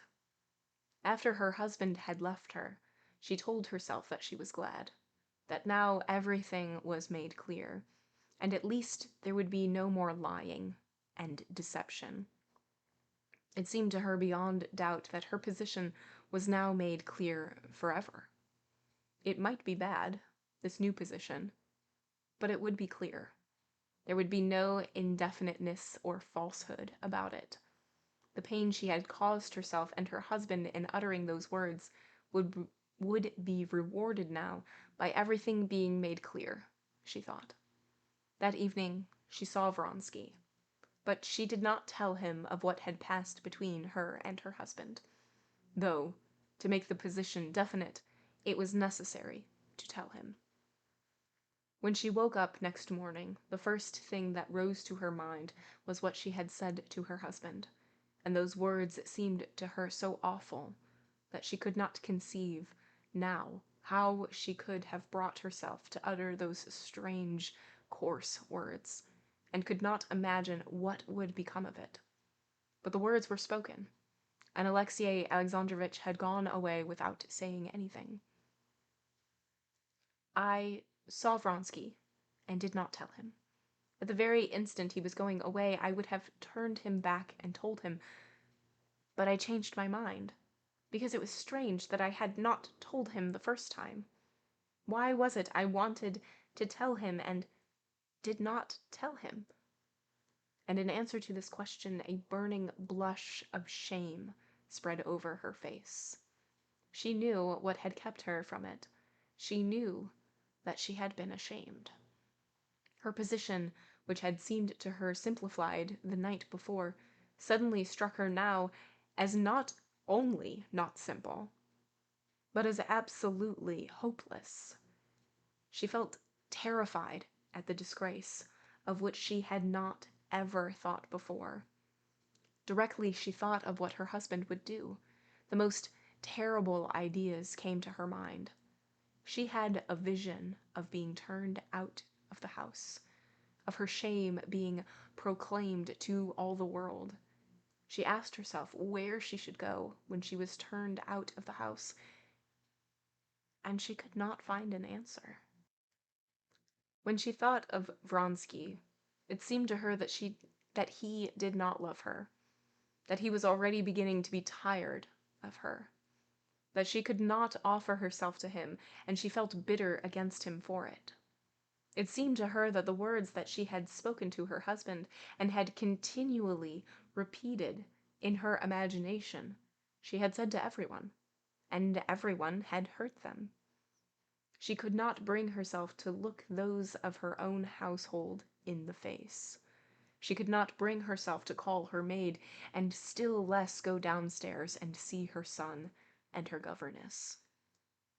The maid, who had been listening at the door for a long while, came into her room of her own accord. Anna glanced inquiringly into her face, and blushed with a scared look. The maid begged her pardon for coming in, saying that she had fancied the bell rang. She brought her clothes and a note. The note was from Betsy. Betsy reminded her that Liza Markalova and Baroness Stoltz were coming to play croquet with her that morning with their adorers, Kalufsky and old Stremov. "Come, if only as a study in morals. I shall expect you," she finished. Anna read the note and heaved a deep sigh. "Nothing. I need nothing," she said to Anushka, who was rearranging the bottles and brushes on the dresser table. "You can go. I'll dress at once and come down. I need nothing." Anushka went out, but Anna did not begin dressing, and sat in the same position, her head and hands hanging listlessly, and every now and then she shivered all over, seemed as though she would make some gesture, utter some word, and sank back into lifelessness again. She repeated continually, "My God, my God," but never God, nor my, had any meaning to her. The idea of seeking help in her difficulty in religion was as remote from her as seeking help from Alexey Alexandrovitch himself, although she had never had doubts of the faith in which she had been brought up. She knew that the support of religion was possible only upon condition of renouncing what made up for her the whole meaning of life. She was not simply miserable. She began to feel alarm at the new spiritual condition, never experienced before, in which she found herself. She felt as though everything were beginning to be double in her soul, just as objects sometimes appear double to overtired eyes. She hardly knew at times what it was she feared and what she hoped for. Whether she feared or desired what had happened or what was going to happen, and exactly what she longed for, she could not have said. "What am I doing?" she said to herself, feeling a sudden thrill of pain in both sides of her head. When she came to herself, she saw that she was holding her hair in both hands, each side of her temples, and pulling it. She jumped up and began walking about. "The coffee is ready, and Mademoiselle and Siroisa are waiting," said Anushka, coming back again and finding Anna in the same position. "Siroisa? What about Siroisa?" Anna asked with sudden eagerness, recollecting her son's existence for the first time that morning. "Oh, he's been naughty, I think," answered Anushka with a smile. "In what way?" "Some peaches were lying on the table in the corner room. I think he slipped in and ate one of them on the sly." The recollection of her son suddenly roused Anna from the helpless condition in which she found herself. She recalled the partly sincere, though greatly exaggerated, role of the mother living for her child, which she had taken up of late years, and she felt with joy that in the plight in which she found herself she had support quite apart from her relation to her husband or to Vronsky. This support was her son. In whatever position she might be placed, she could not lose her son. Her husband might put her to shame and turn her out. Vronsky might grow cold to her and go on living his own life apart. She thought of him again with bitterness and reproach. She could not leave her son. She had an aim in life, and she must act. Act to secure this relation to her son, so that he might not be taken from her. Quickly, indeed, as quickly as possible, she must take action before he was taken from her. She must take her son and go away. Here was the one thing she had to do now. She needed consolation. She must be calm and get out of this insufferable position. The thought of immediate action binding her to her son, of going away somewhere with him, gave her this consolation. She dressed quickly, went downstairs, and with resolute steps walked into the drawing room, where she found, as usual, waiting for her, the coffee, Siroisa, and his governess. Siroisa, all in white, and his back and head bent, was standing at a table under a looking-glass, and with an expression of intense concentration, which she knew well, and which he resembled his father. He was doing something to the flowers he carried. The governess had a particularly severe expression. Siroisa screamed shrilly, as he often did, "Mama!" and stopped, hesitating whether to go to greet his mother and put down the flowers, or to finish making the wreath and go with the flowers. The governess, after saying good morning, began a long and detailed account of Siroisa's naughtiness. But Anna did not hear her. She was considering whether she would take her with her or not. "No, I won't take her," she decided. "I'll go alone with my child." "Yes, it's very wrong," said Anna, and taking her son by the shoulder, she looked at him, not severely, but with a timid glance that bewildered and delighted the boy, and she kissed him. "Leave him to me," she said to the astonished governess, and not letting go of her son, she sat down at the table where coffee was set ready for her. "Mama, I didn't," he said, trying to make out from her expression what was in store for him in regard to the peaches. "Siroisa," she said, as soon as the governess left the room, "that was wrong, but you'll never do it again, will you? You love me?" She felt that the tears were coming into her eyes. "Can I help loving him?" she said to herself, looking deeply into his scared and at the same time delighted eyes. "And can he ever join his father in punishing me? Is it possible he will not feel for me?" Tears were already flowing down her face, and to hide them she got up abruptly and almost ran out on the terrace. After the thunder showers of the last few days, cold, bright weather had set in. The air was cold in the bright sun that filtered through the freshly washed leaves. She shivered, both from the cold and from the inward horror which had clutched her with fresh force in the open air.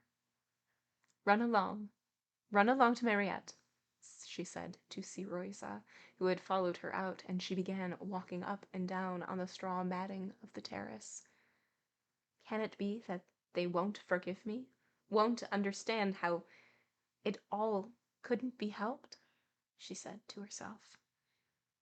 Standing still and looking at the tops of the aspen trees waving in the wind, with their freshly washed, brightly shining leaves in the cold sunshine, she knew that they would not forgive her, that everyone and everything would be merciless to her now, as was that sky, that green. And again she felt that everything was split in two in her soul. "I mustn't think," she said to herself. "I must get ready." To go where? When? Whom to take with me? Yes, to Moscow by the evening train. Anushka and Siroisa. and only the most necessary things. But first, I must write to them both. She went quickly indoors into her boudoir, sat down at the table, and wrote to her husband. After what has happened, I cannot remain any longer in your house. I am going away, and taking my son with me. I don't know the law, and so I don't know with which of the parents the son should remain. But I take him with me because I cannot live without him. Be generous. Leave him to me. Up to this point, she wrote rapidly and naturally, but the appeal to his generosity, a quality she did not recognize in him, and the necessity of winding up the letter with something touching, pulled her up. Of my fault and my remorse I cannot speak because... She stopped again, finding no connection in her ideas. No, she said to herself, there's no need of anything. And tearing up the letter, she wrote it again, leaving out the allusion to generosity, and sealed it up. Another letter had to be written to Vronsky. I have told my husband, she wrote, and she sat a long while unable to write more. It was so coarse, so unfeminine. And what more am I to write to him? She said to herself. Again, a flush of shame spread over her face. She recalled his composure, and a feeling of anger against him impelled her to tear the sheet with the phrase she had written into tiny bits. No need of anything, she said to herself, and closing her blotting case, she went upstairs, told the governess and the servants that she was going that day to Moscow, and at once set to work to pack up her things. End of chapter 15. Okay, chapter 15. We are back with Anna. She wakes up and she is like, oh no, what have I done? I've told my husband, what am I gonna do now? And so, kind of in like parallel to how Alexei was reacting, she is reacting, and she's going through the different conclusions. And she's like, what have I done? I don't know where to go. I don't know who to take with me. Okay, I need to be with my son. My son is the one who will be able to console me. My son is the one who will be able to still love me after all of this. And so she's going to take a train to Moscow, and she's going to take her son, and she decides to take the governess as well. And we get a moment with Siroiza, her son, and she just like breaks down. She like has a moment with him and then runs out dramatically and then breaks down outside. And she's like, yes, it needs to happen. And so she sits down to write letters. She needs to write 2 letters. One to her husband, which basically says, I'm gonna take my son. Goodbye. And then the other letter she writes to Vronsky, and she writes, I told my husband, and then is having a very hard time figuring out what else to say, because it is so coarse and so unfeminine.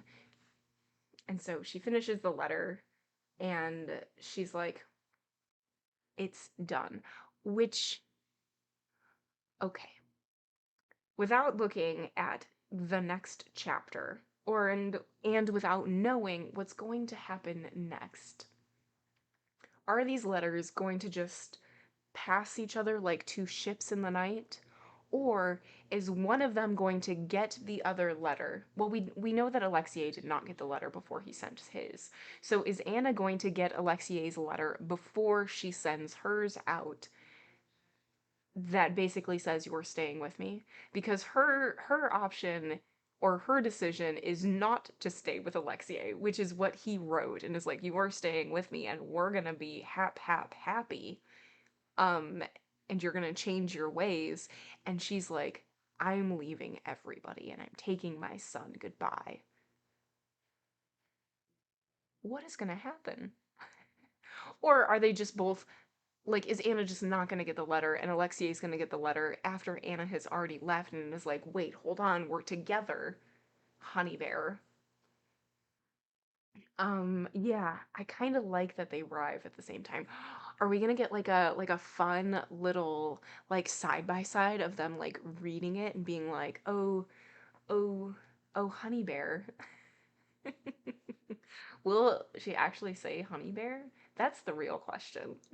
A little side by side of their like reactions, like a little almost cinematic moment. I don't know. I don't know, but I'm excited. But I'm excited. It doesn't take much to excite me when it comes to literature.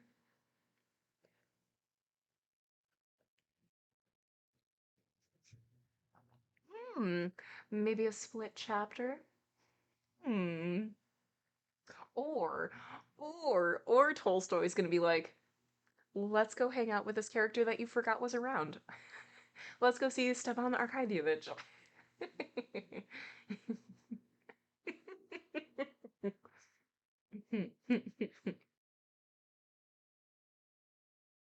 Chapter 16.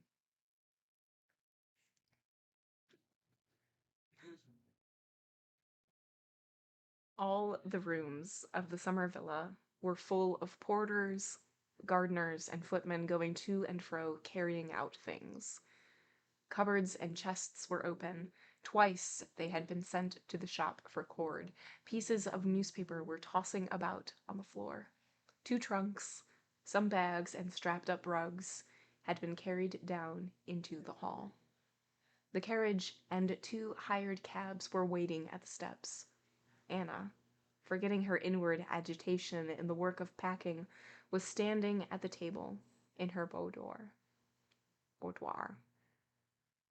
packing her traveling bag, when Anushka called her attention to the rattle of some carriages driving up. Anna looked out at the window and saw Alexey Alexandrovich's courier on the steps, ringing at the front doorbell. "Run and find out what it is," she said, and with a calm sense of being prepared for anything, she sat down in a low chair, folding her hands on her knees. A footman brought in a thick packet directed in Alexey Alexandrovich's hand. "The courier has orders to wait for an answer," he said. "Very well," she said, and as soon as he had left the room she tore open the letter with trembling fingers. A roll of unfolded notes done up in a wrapping fell out of it. She disengaged the letter and began reading it at the end. "Preparations shall be made for your arrival here. I attach particular significance to compliance," she read. She ran on, then back, read it all through, and once more read the letter all through again from the beginning. When she had finished, she felt that she was cold all over, and that a fearful calamity, such as she had not expected, had burst upon her. In the morning she had regretted that she had spoken to her husband, and wished for nothing so much as that those words could be unspoken. And here this letter regarded them as unspoken, and gave her what she had wanted. But now this letter seemed to her more awful than anything she had been able to conceive. "He's right," she said. "Of course, he's always right. He's a Christian. He's generous. Yes, vile, baseless creature. And no one understands it except me, and no one ever will, and I can't explain it. They say he's so religious, so high-principled, so upright, so clever, but they don't see what I've seen. They don't know how he has crushed my life for 8 years, crushed everything that was living in me. He has not once even thought that I'm a live woman who must have love. They don't know how at every step he's humiliated me and been just as pleased with himself. Haven't I striven with all my strength to find something to give meaning to my life? Haven't I struggled to love him, to love my son when I could not love my husband? But the time came when I knew that I couldn't cheat myself any longer. that I was alive, that I was not to blame, that God had made me so that I must love and live. And now what does he do? If he'd killed me, if he'd killed him, I could have borne anything. I could have forgiven anything, but no, how was it I didn't guess what he would do? He's doing just what's characteristic of his mean character. He'll keep himself in the right, while me in my ruin, he'll drive still lower to worse ruin yet. She recalled the words from the letter. You can conjecture what awaits you and your son. There's a threat to take away my child, and most likely by their stupid law he can. But I know very well why he says it. He doesn't believe even in my love for my child, or he despises it, just as he always used to ridicule it. He despises that feeling in me, but he knows that I won't abandon my child, that I can't abandon my child, that there could be no life for me without my child, even with him whom I love. But that if I abandoned my child and ran away from him, I should be acting like the most infamous, basest of women. He knows that, and knows that I am incapable of doing that. She recalled another sentence in the letter. Our life must go on as it has done in the past.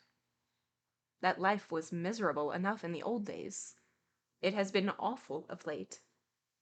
What will it be now? And he knows all that. He knows that I can't repent, that I breathe, that I love. He knows that I can lead to nothing but lying and deceit. But he wants to go on torturing me. I know him.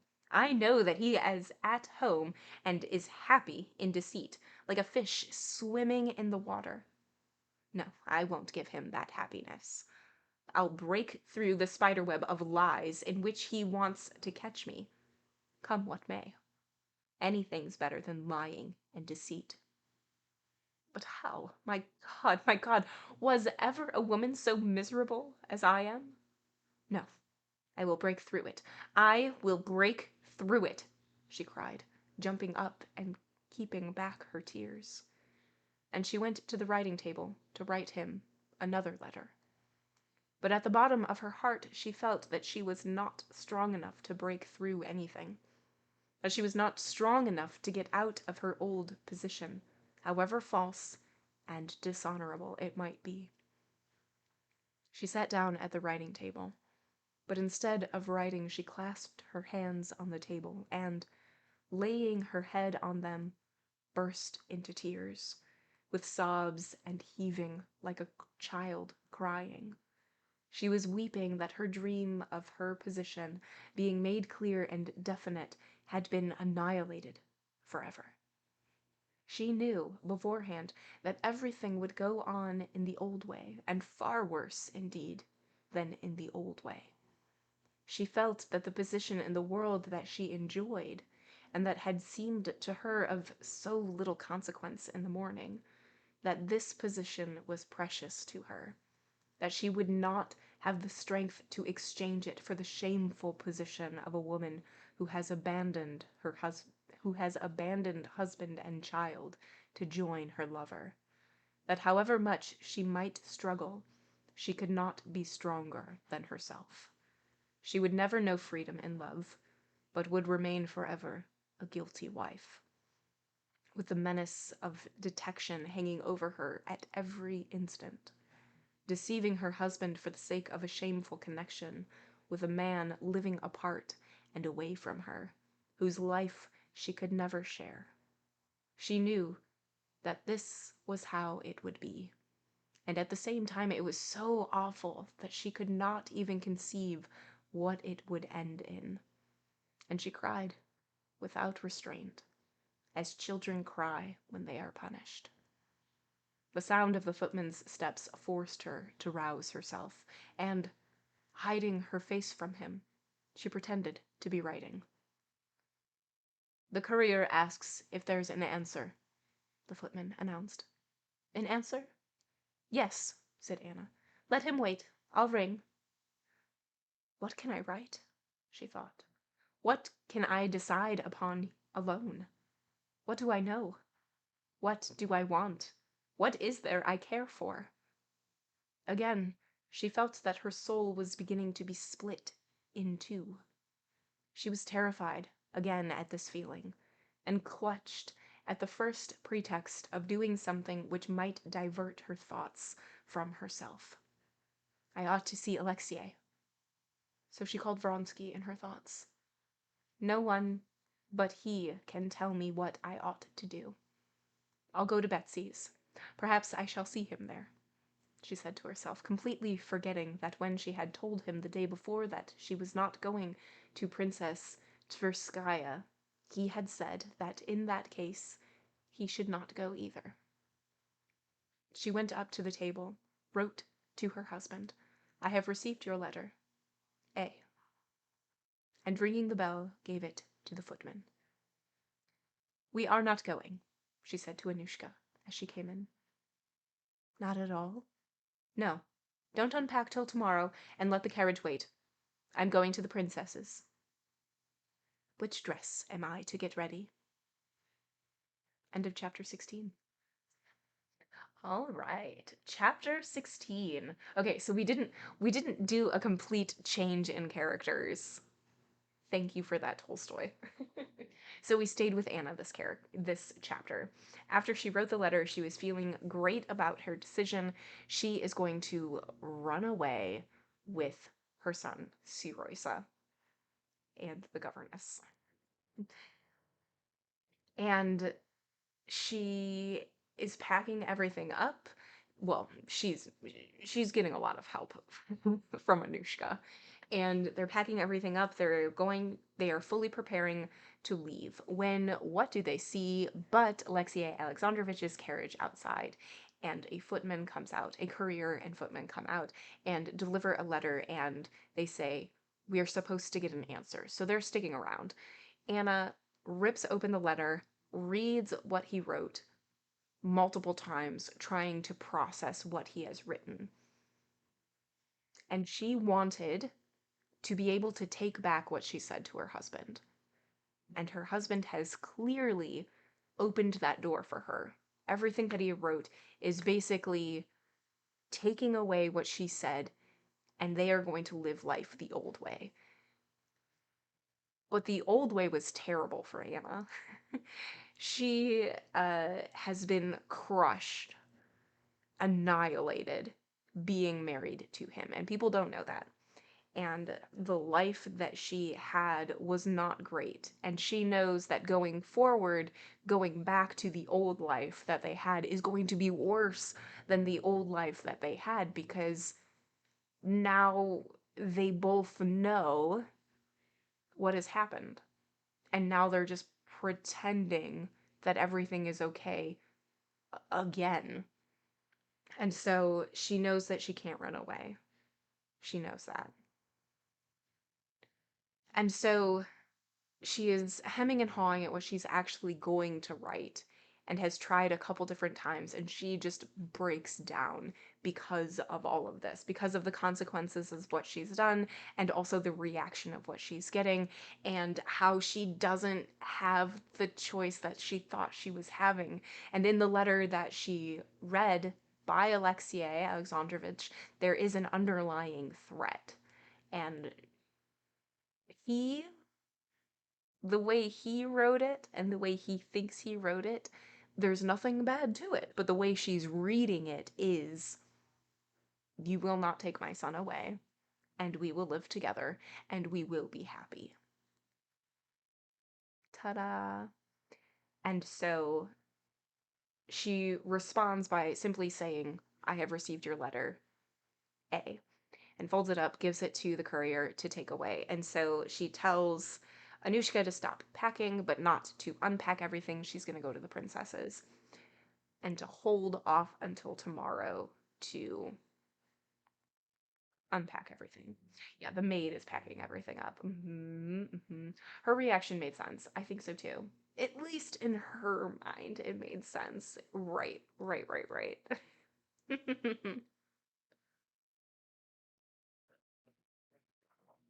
Okay.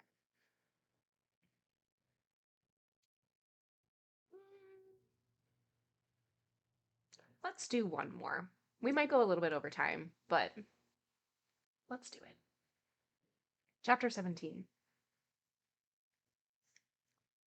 The croquet party to which the Princess Tverskaya had invited Anna was to consist of 2 ladies and their adorers. These 2 ladies were the chief representatives of a select new Petersburg circle, nicknamed, in imitation of some imitation, les 7 merveilles du monde. These ladies belonged to a circle which, though of the highest society, was utterly hostile to that in which Anna moved. Moreover, Stremov, one of the most influential people in Petersburg, and the elderly admirer of Liza Merkalova, was Alexey Alexandrovich's enemy in the political world. From all these considerations, Anna had not meant to go, and the hints to Princess Tverskaya's note referred to her refusal. But now Anna was eager to go, in the hope of seeing Vronsky. Anna arrived at Princess Tverskaya's earlier than the other guests. At the same moment as she entered, Vronsky's footman, with side whiskers combed out like a kammerjunker, went in too. He stopped at the door and, taking off his cap, let her pass. Anna recognized him, and only then recalled that Vronsky had told her the day before that he would not come. Most likely he was sending a note to say so. As she took off her outer garment in the hall, she heard the footman pronouncing his R's, even like a kammerjunker, say, "From the Count for the Princess," and hand the note. She longed to question him as to where his master was. She longed to turn back and send him a letter to come and see her, or to go herself to see him. But neither the first, nor the second, nor the third course was possible. Already she heard bells ringing to announce her arrival ahead of her, and Princess Tverskaya's footman was standing at the open door waiting for her to go forward into the innermost rooms. "The princess is in the garden. They will inform her immediately. Would you be pleased to walk into the garden?" announced another footman in another room. The position of uncertainty, of indecision, was still the same as at home. Worse, in fact, since it was impossible to take any step. Impossible to see Vronsky, and she had to remain here among outsiders, in company so uncongenial to her present mood. But she was wearing a dress that she knew suited her. She was not alone. All around was the luxurious setting of idleness that she was used to, and she felt less wretched than at home. She was not forced to think what she was to do. Everything would be done of itself.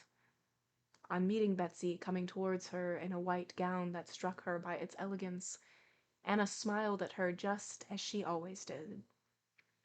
Princess Tverskaya was waiting with Tushkevich and a young lady, a relation who, to the great joy of her parents in the provinces, was spending the summer with the fashionable princess. There was probably something unusual about Anna, for Betsy noticed it at once.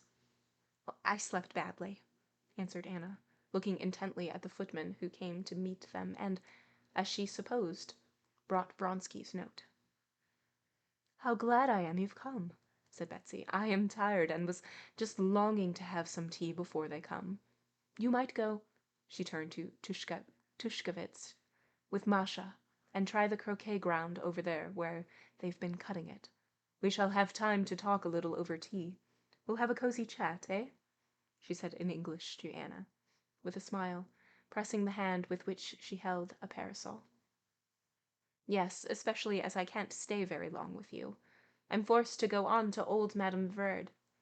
I've been promising to go for a century," said Anna, to whom lying, alien as it was to her nature, had become not merely simple and natural in society, but a positive source of satisfaction.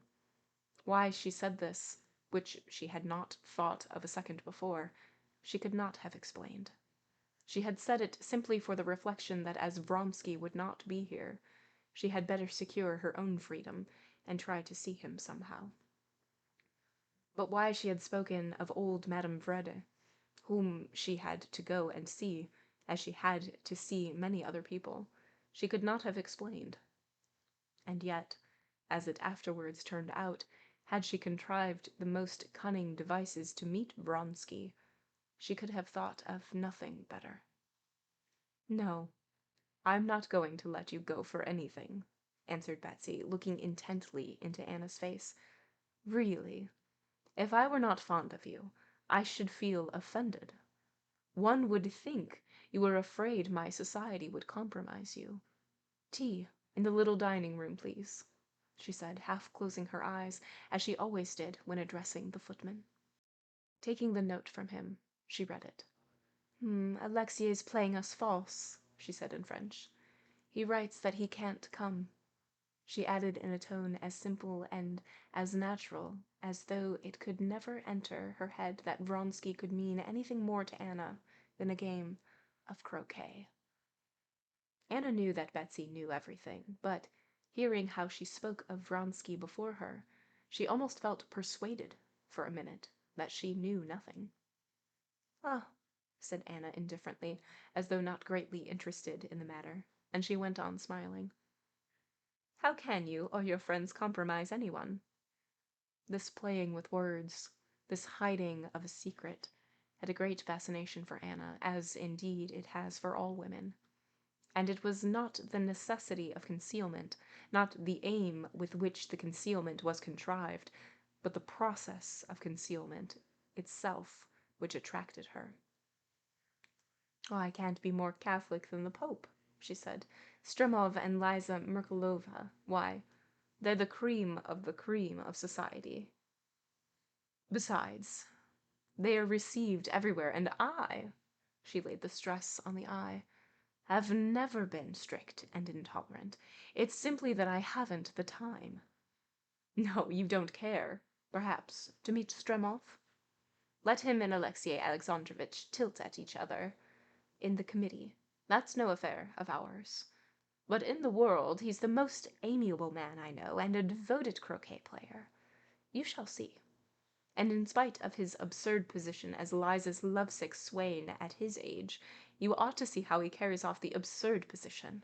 He's very nice. Sappho Stolz. You don't know? Oh, that's a new type. Quite new."